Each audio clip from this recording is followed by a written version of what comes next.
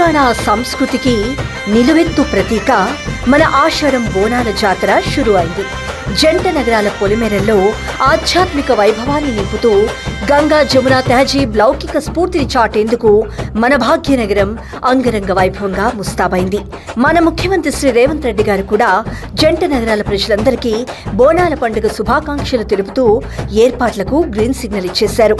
నేడు గోల్కొండ జగదాంబ మహంకాళి అమ్మవారి పూజలతో ఈ సంబరాలు అట్టహాసంగా మొదలయ్యాయి.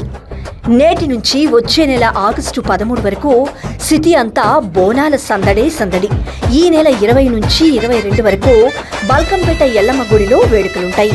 21న అమ్మవారి కళ్యాణం, 22న రథోత్సవం కన్నుల పండుగగా సాగుతాయి. ఆగస్టు 2వ తేదీన సికింద్రాబాద్ ఉజ్జయిని మహంకాళి అమ్మవారి ఆలయంలో బోనాలు సమర్పిస్తారు.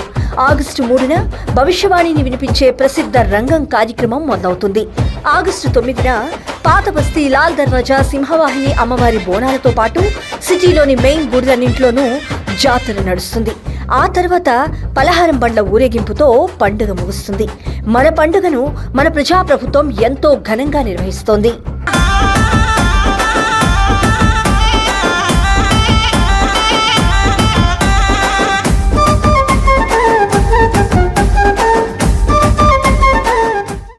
గ్రేటర్ హైదరాబాద్ పరిధిలోని హైదరాబాద్, రంగారెడ్డి, మేడ్చల్ జిల్లాల్లో ఉన్న దాదాపు 3,000కు పైగా ఆలయాలకు ప్రజాప్రభుత్వం ఏకంగా 15,05,41,000 రూపాయల నిధులను కేటాయించింది.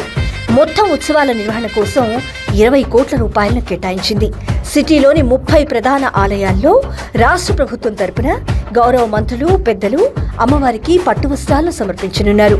డప్పుల దరువులు, శివసత్తుల పూనకాలు, పోతురాజుల విన్యాసాల నడుమ నెత్తిన బోనమెత్తి మన ఆడబిడ్డలు కదిలొస్తుంటే భాగ్యనగరం పులకించిపోనుంది.